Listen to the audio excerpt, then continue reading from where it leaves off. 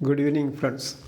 കട്ടൻ ചായ 136 അധ്യായത്തിലേക്ക് ഏവർക്കും സ്വാഗതം. നിങ്ങൾ തരുന്ന സഹായ സഹകരണങ്ങൾക്ക് നന്ദി പറയുന്നു. നമ്മുടെ സബ്സ്ക്രൈബേഴ്സ് 3056 പേരായി. അതിൽ ഞാൻ സന്തോഷിക്കുന്നു. നിങ്ങളോട് അതിന് പ്രത്യേകം നന്ദി പറയുന്നു. Let's make a black tea. Ingredients: ഇഞ്ചി, കറുവാപ്പട്ട, ഏലക്ക, തേയില, മധുരം, വെള്ളം.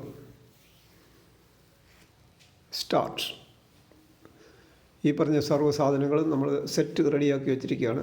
നമ്മുടെ ടീക്ക് വുഡ് പെക്കർ തന്നിട്ടുള്ള കട്ടിംഗ് ബോർഡിൻ്റെ മുകളിലാണ് ഇതെല്ലാം വെച്ചിരിക്കുന്നത്. ഓരോ ഐറ്റംസ് കാണിക്കുന്നു. ആദ്യം കാണിക്കുന്നത് ഇഞ്ചിയാണ്, രണ്ടാമത്തെ ഏലക്ക, കറുവാപ്പട്ട, 2-3 ഐറ്റംസാണ്. അതിന് നമ്മൾ അരിഞ്ഞ് റെഡിയാക്കി വെച്ചിരിക്കുന്ന ഒരു പാത്രത്തിലാക്കി വെച്ചിരിക്കുന്നു. ഇനി ഷുഗർ ഫ്രീ സ്വീറ്റ്നറാണ്, അതായത് പഞ്ചസാര രഹിത മധുരം. അടുത്തത് ലിപ്ടൺ ഡാർജിലിംഗ് കമ്പനി, അതിൻ്റെ ലോങ് ലീഫ് ടീ ആണ്, തേയിലയായിട്ട് നമ്മളിവിടെ ഉപയോഗിക്കുന്നത്. ഇത് നമുക്ക് ചായ എടുക്കാനുള്ള കപ്പാണ്. അടുത്ത സിസ്റ്റം ഫിൽറ്ററിങ് യൂണിറ്റാണ് വരുന്നത്. ഫിൽറ്ററിങ് യൂണിറ്റിനകത്ത് നമ്മുടെ കപ്പ്, അതായത് മഗ് ഞാൻ മാറ്റി. ഇത് നമുക്ക് ഗിഫ്റ്റ് കിട്ടിയൊരു പാത്രമാണ്. ഗ്ലാസ്സിൽ നമുക്ക് വേണ്ടപ്പെട്ടൊരു കമ്പനി തന്നൊരു ഗിഫ്റ്റാണിത്. ഇത് നമ്മളെ ചായ തിളപ്പിക്കാനുള്ള പാത്രം. ഇത് വെള്ളം, 2 ഗ്ലാസ് വെള്ളമാണ്. 2 കട്ടൻ ചായയാണ് ഉണ്ടാക്കുന്നത്. പാത്രത്തിലേക്ക് നമ്മൾ വെള്ളം ഒഴിച്ചതിന് ശേഷം അതിനെ നമ്മൾ ഹീറ്ററിൻ്റെ മുകളിൽ വയ്ക്കുന്നു. ഹീറ്റർ ഓൺ ചെയ്യുന്നു. ആയിരിക്കുന്നു, ഓൾറെഡി തന്നെ ഓണായിരുന്നു. വേറൊരു പാത്രം വെച്ചിരുന്ന് മാറ്റിയതാണ്. അതിലേക്ക് നമ്മൾ ഇഞ്ചി ഇട്ടു. ഇഞ്ചിയുടെ പുറകെ നമ്മൾ കറുവാപ്പട്ട, ഏലക്കായും കൂടെ ഇട്ടു. വെള്ളം തിളയ്ക്കാൻ വെയിറ്റ് ചെയ്യാതെ നമ്മൾ സ്കിപ്പ് ചെയ്തു, കുറച്ച് തിളയ്ക്കുന്ന ഭാഗം സ്കിപ്പ് ചെയ്തിരിക്കുകയാണ്. ഇനി നമുക്കത് സ്വിച്ച് ഓഫ് ചെയ്തു. വെള്ളം തിളച്ചതുകൊണ്ട് സ്വിച്ച് ഓഫ് ചെയ്തു. ആ 2 മിനിറ്റ് സമയം നമ്മൾ അങ്ങനെ വർത്തമാനം പറയുന്നതൊക്കെ ഇവിടെ സ്കിപ്പ് ചെയ്ത് കളഞ്ഞു. അതിനുശേഷം നമ്മൾ തേയില ഇട്ടതിന് ശേഷം 3 മിനിറ്റ് നമ്മൾ വെച്ചിരുന്നത് മീഡിയം കളർ കിട്ടുന്നതിന് വേണ്ടിയിട്ട്.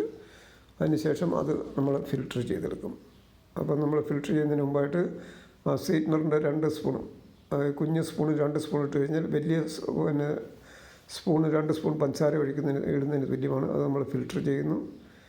ഇവിടെ എനിക്ക് ഇത് ചെയ്യുന്നതിന് വേണ്ടിയിട്ട് എൻ്റെ ഒരു വേണ്ടപ്പെട്ടൊരു കക്ഷി എന്നെ സഹായിക്കുന്നുണ്ട്. അത് കൈകൾ കണ്ടാൽ അറിയാം.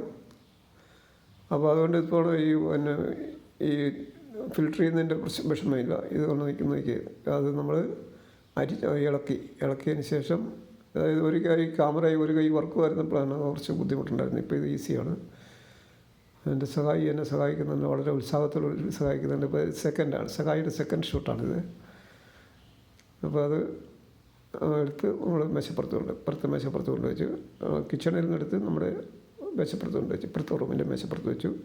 എന്നിട്ട് അവിടെ നമ്മൾ വളരെ ആദരവോടുകൂടി, വാക്ക് ശ്രദ്ധിക്കണം, വളരെ ആദരവോടുകൂടി ബൈബിൾ എടുത്തുകൊണ്ട് വന്നു നമ്മൾ പ്രാർത്ഥിക്കാനായിട്ട്. നമുക്ക് വചനം തരുന്നത് ഡെയിലി ബ്ലെസ്സിങ് ആണ്. 25-ാം തീയതിയിലെ പ്രോഗ്രാമാണിത്. 25-ാം തീയതി ഷൂട്ട് ചെയ്യേണ്ട പ്രോഗ്രാമായിരുന്നു. അതുകൊണ്ട് 25-ാം തീയതിയിലെ വചനമാണ്. നമ്മൾ മർക്കോസിൻ്റെ സുവിശേഷം 5-ാം അധ്യായത്തിൽ 25 മുതൽ 32 വരെയുള്ള വചനങ്ങളാണ്.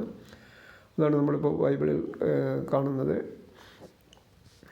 അത് 5-ാം അധ്യായത്തിൽ, അത് ലെഫ്റ്റ് സൈഡിൽ കാണിക്കുന്നു. 5-ാം അധ്യായത്തിൽ 25 മുതൽ 32 അതിൻ്റെ വചനം ഇവിടെ നമ്മൾ എഴുതി വെച്ചിട്ടുണ്ട്. ഇന്നത്തെ വചനം എന്ന് പറഞ്ഞ്, ഇന്നത്തെ വചനം മർക്കോസിൻ്റെ സുവിശേഷം 5-ാം അധ്യായത്തിൽ 25, 26, 27, 28, 29, 30, 31, 32.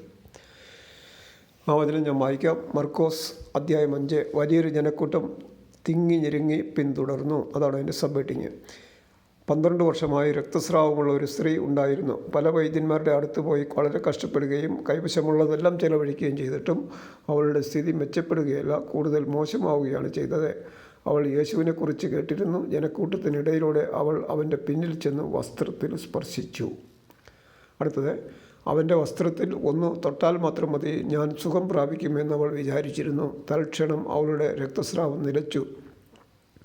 താൻ രോഗവിമുക്തിയായിരിക്കുന്നുവെന്ന് അവൾക്ക് ശരീരത്തിൽ അനുഭവപ്പെട്ടു. യേശുവാകട്ടെ തന്നിൽ നിന്ന് ശക്തി പുറപ്പെട്ടെന്നറിഞ്ഞ് പെട്ടെന്ന് ജനക്കൂട്ടത്തിന് നേരെ തിരിഞ്ഞ് ചോദിച്ചു, ആരാണ് എൻ്റെ വസ്ത്രത്തിൽ സ്പർശിച്ചത്? ശിഷ്യന്മാർ അവനോട് പറഞ്ഞു, ജനം മുഴുവൻ നിനക്ക് ചുറ്റും തിക്കിക്കൂടുന്നത് കാണുന്നില്ലേ? എന്നിട്ടും ആരാണ് എന്നെ സ്പർശിച്ചത് എന്ന് നീ ചോദിക്കുന്നുവോ? ആരാണ് അത് ചെയ്തതെന്ന് അറിയാൻ അവൻ ചുറ്റും നോക്കി. വചനം ഇവിടെ തീർന്നു. കർത്താവ് ഈ വചനം കേട്ട എല്ലാവരെയും അനുഗ്രഹിക്കണമേ എന്ന് പ്രാർത്ഥിക്കുന്നു. ഈ പ്രോഗ്രാം കണ്ട എല്ലാവരോടും നന്ദി പറയുന്നു. നാളെ വീണ്ടും കാണുന്നവരെ good bye and Shubham. Good luck.